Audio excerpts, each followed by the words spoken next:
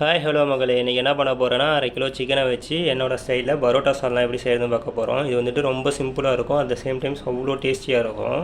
So இதுக்கு என்னென்ன பொருள்ன்றதை பார்ப்போம். நான் சொன்ன மாதிரி இதுக்கு 1/2 கிலோ சிக்கனை வந்துட்டு வித் போன் அண்ட் பீசஸோடு கட் பண்ணி வச்சுருக்கேன், கறிக்கட்டு அளவுக்கு.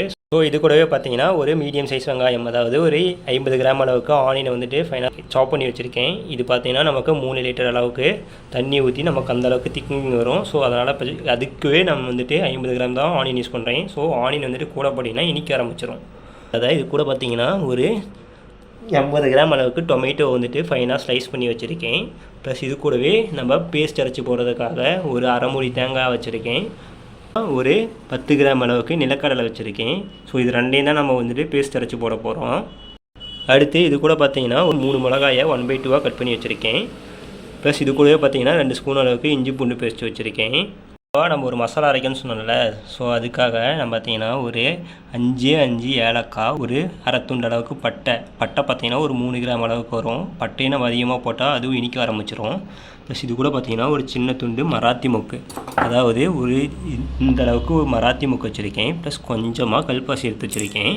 ப்ளஸ் இது கூடவே பார்த்தீங்கன்னா ஒரு 8 கிராம் அளவுக்கு பிளாக் பெப்பரு, ஒரு 15 கிராம் அளவுக்கு முழு மல்லி, ப்ளஸ் இது கூடவே ஒரு 2 கிராம் அளவுக்கு 3 கிராம் அளவுக்கு லவங்கம், ப்ளஸ் ஒரு ஜாதிப்பூவில் ஒரு பாதி பூ எடுத்து வச்சுருக்கேன். ப்ளஸ் இது கூடவே பார்த்தீங்கன்னா ஒரு 5 கிராம் அளவுக்கு பெருஞ்சீரகம், ப்ளஸ் ஒரு 6-7 வரமிளகாயை வந்துட்டு காம்பை மட்டும் கிள்ளிட்டு வச்சுருக்கேன். ஸோ இது எல்லாத்தையும் நம்ம என்ன பண்ண போகிறோம்னா வறுத்துட்டு அதை பவுடர் ஆக்கி தான் நம்ம மெயின் மசாலாவை யூஸ் பண்ண போகிறோம். ஸோ அதர்வைஸ் வேறு எந்த ஒரு மசாலாவுமே கிடையாது. ஸோ இதை எப்படி செய்யணும், என்ன செய்யறதா பார்ப்போம் வாங்க. மசாலா வறுக்கிறதுக்காக ஒரு கடாயை வச்சுட்டு அதை நல்லா ஹீட் ஆனதுக்கப்புறம் ஃபஸ்ட்டு நம்ம எடுத்து வச்சுருக்க மல்லி இது கூட ஆட் பண்ணிட்டு அதை லைட்டாக வறுத்துப்போம். ஏன்னா மல்லி வந்துட்டு கொஞ்சம் வறுபட கொஞ்சம் டைம் ஆகும். ஸோ அதுக்காக ஃபஸ்ட்டு நம்ம எடுத்து வச்சுருக்க மல்லியை வந்துட்டு ஆட் பண்ணிட்டு அதை லைட்டாக ட்ரை ரோஸ்ட் பண்ணிப்போம். மல்லி லைட்டாக வறுத்ததுக்கப்புறம் நம்ம எடுத்து வச்சுருக்க பட்டையும் ஏலக்காய் இது கூட போட்டுப்போம். ஸோ பட்டை ஏலக்காய் போடுற அதே டைமில் நம்ம எடுத்து வச்சுருக்க பெப்பரையும் இது கூட ஆட் பண்ணிப்போம். ஸோ ஃபஸ்ட்டு இதை கொஞ்சம் லைட்டாக ட்ரை ரோஸ்ட் பண்ணுவோம் ஸ்லோ ஃப்ளேமில் வச்சுட்டு. ரொம்ப ஹை ஃப்ளேமில் வச்சிங்கன்னா கறியிடும். ஸோ அதனால் என்ன பண்ணுவோம், இதை வறுக்கும்போது ஸ்லோ ஃப்ளேமில் தான் இருக்கணும். ஸோ இது வறுத்ததுக்கப்புறம் இது கூடயே நம்ம எடுத்து வச்சுக்க ஜாவித்திரியும் லவங்கத்தையும் ஆட் பண்ணிப்போம். ஸோ இதையும் லைட்டாக அப்படியே ரோஸ்ட் பண்ணி எடுத்துப்போம். மசாலாலாம் லைட்டாக இந்த ஸ்பைசஸ்லாம் வறுபட்டதுக்கப்புறம் நம்ம எடுத்து வச்சுருக்க மராத்தி மொக்கையும் இது கூடயே ஆட் பண்ணிப்போம். இப்போ நம்ம போட்ட ஸ்பைசஸ்லாம் கொஞ்சம் வறுபட டைம் ஆகும். ஸோ அதுக்காக தான் ஃபஸ்ட்டு இந்த ஸ்பைசஸ்லாம் போட சொன்னது. ஸோ அது பொறுமையாக வறுபடட்டும். நம்ம எடுத்து வச்சுருக்க பெருஞ்சீரகத்தை இது கூட ஆட் பண்ணிப்போம். ஸோ பெருஞ்சீரகத்தை ஆட் பண்ணிட்டு அதையும் லைட்டாக மிக்ஸ் பண்ணி விட்டுப்போம். ஸோ ஃபஸ்ட்டு இந்த ஸ்பைசஸ்லாம் லைட்டாக வறுபடட்டும். நம்ம என்ன வந்துட்டு கல்பாசியும் போட கிடையாது, வரமிளகாயும் போட கிடையாது. ஸோ அந்த 2 ஸ்பைசஸும் கொஞ்சம் சீக்கிரம் வறுபடட்டும். ஸோ அதனால் அதை கடைசியாக போட்டு இறக்கிறதுக்கு ஒரு நிமிஷத்துக்கு முன்னாடி போட்டோம்னா கரெக்டாக இருக்கும். ஃபஸ்ட் இதெல்லாம் நல்லா வறுபடட்டும், நல்லா உடையிற கன்சிஸ்டன்சி ஆகட்டும். ஸோ பார்த்தீங்கன்னா லைட்டாக வறுபட்டுடுச்சு. ஸோ கடைசியாக இப்போ இறக்கிறதுக்கு ஒரு நிமிஷம் முன்னாடி இருக்கும். ஸோ இந்த டைமில் நம்ம எடுத்து வச்சுருக்க வரமிளகாயும் கல்பாசியும் வந்துட்டு இது கூட ஆட் பண்ணிட்டு லைட்டாக ஒரு 1 மினிட் இன்னும் ஒரு ஸ்லோ ஃப்ளேம்லேயே வறுத்துட்டு இதை அடுப்பு ஆஃப் பண்ணிப்போம். ஏன்னா 1 மினிட் வறுத்துட்டோம்னா நமக்கு மிளகாயெல்லாம் வறுபட்டுரும். அது ஈஸியாக அப்புறம் ஆற வச்சு பவுடர் வைக்கிப்போம். ஏன்னா இதுதான் மெயின் பவுடரு. இதை கருக விட்டால் என்டையர் கிரேவி வந்துட்டு கொலாப்ஸ் ஆகிடும். ஸோ இதை மட்டும் கரெக்டாக வறுத்துருச்சுருங்க.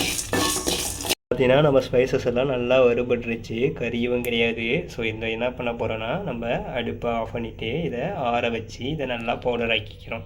ஸோ இப்போ அடுப்பில் கடாயை வச்சுட்டு ஃபஸ்ட்டு நம்ம கடாயை நல்லா ஹீட் ஆகிடுச்சு. ஸோ இப்போ இதுக்கு நம்ம ஒரு 60 ml கிட்ட ஆயில் விட்டுப்போம். ஏன்னா நம்ம இப்போ 2 லிட்டர் கிட்ட செய்கிறோம். ஸோ அதனால் 60 ml ஆயில் விட்டுருக்கோம். ஸோ ஒன்ஸ் இந்த ஆயில் ஹீட் ஆகட்டும். ஆயில் வந்து ஹீட் ஆகிடுச்சு. ஸோ நம்ம டேரெக்டாக என்ன பண்ண போகிறோம், ஃபஸ்ட்டு நம்ம வெட்டி வச்சுருக்க 50 கிராம் ஆனியனை வந்துட்டு இது கூட ஆட் பண்ணிட்டு ஃபஸ்ட்டு ஆனியனை குக் பண்ணிப்போம். ஸோ இதை நல்லா ஒரு லைட் கோல்டன் ப்ரௌன், அதாவது கண்ணாடி பத்தை தாண்டி ஒரு ஸ்ட்ரக்சருக்கு முன்னாடி அளவுக்கு ஃபஸ்ட்டு நம்ம இதை நல்லா சாத்தே பண்ணிப்போம்.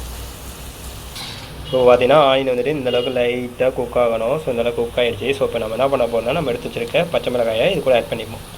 ஆயில் வந்துட்டு கொஞ்சம் கூட தான் இருக்கும். பட் நம்ம மசாலாஸ் 1 by 1 ஆட் பண்ணும்போது பார்த்திங்கன்னா பர்ஃபெக்டாக இருக்கும். உங்களுக்கு எங்கேயுமே ஆயில் வந்து ரொம்ப அதிகமாக ஃபீல் ஆகாது.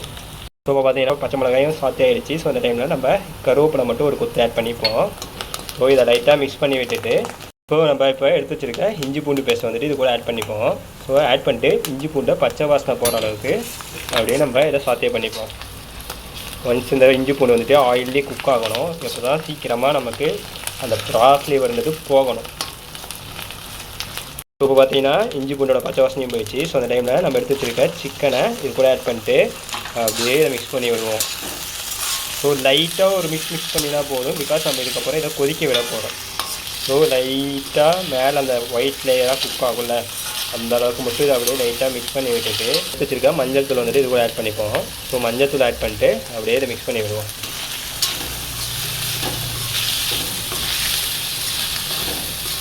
ஸோ இதுக்கப்புறம் தான் நம்ம இன்னும் டொமேட்டோ வந்துட்டு ஆட் பண்ண கிடையாது. ஸோ அதை இதுக்கப்புறம் தான் ஆட் பண்ண போகிறோம். எடுத்து வச்சுருக்க தக்காளியை வந்துட்டு ஆட் பண்ணிவிட்டு லைட்டாக இதையும் மிக்ஸ் பண்ணி எடுத்துப்போம். ஸோ லைட்டாக இது குக் ஆகணும்.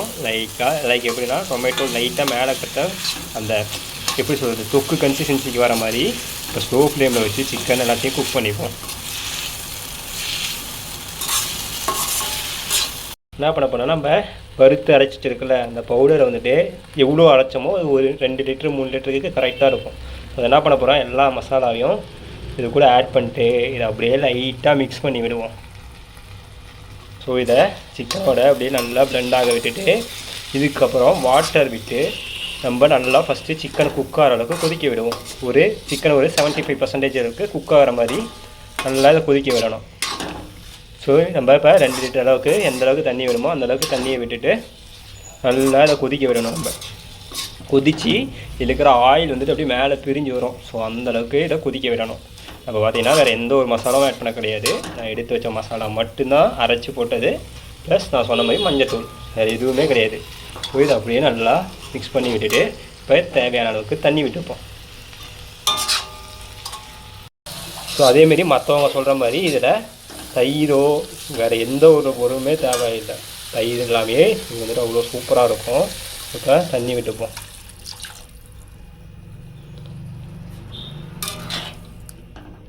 ஸோ ஒரு 2 லிட்டர் அளவுக்கு தண்ணி ஊற்றிட்டு இதை ஃபஸ்ட்டு அப்படியே கொதித்து ஆயில் பிரிஞ்ச அளவுக்கு கொதிக்க விடுவோம். ஸோ இப்போ தேங்காய் கூட நம்ம எடுத்து வச்சுருக்க நிலக்கடலையை ஆட் பண்ணிட்டு தண்ணி விட்டு இதை நல்லா ஸ்மூத் பேஸ்ட்டாக அரைச்சிப்போம்.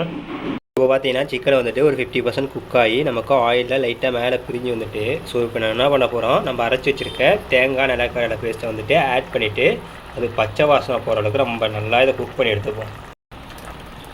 ஸோ தேங்காய் இந்த நிலக்கடலை பேஸ்ட்டு நல்லா ஸ்மூத் பேஸ்ட்டாக அரைச்சிக்கணும். ஸோ இதை அரைச்சிட்டு இது என்ன பண்ண போகிறோம், இது கூட ஆட் பண்ணிவிட்டு நல்லா இதை இப்போ கொதிக்க விட போகிறோம். ஸோ இந்த இடத்துல தேவைப்பட்டால் மிக்ஸ் பண்ணி விட்டுட்டு சால்ட்டு உங்களுக்கு தேவைப்பட்டால் சால்ட்டு மட்டும் ஆட் பண்ணிக்கோங்க. ஏன்னா சால்ட்டு நம்ம இது வரைக்கும் போட கிடையாது. ஸோ நம்ம இதுக்கப்புறம் பார்த்துட்டு ஆட் பண்ணிப்போம். ஸோ இது நல்லா இப்போ கொதித்து நல்லா பச்சை வாசனை அளவுக்கு போடும்.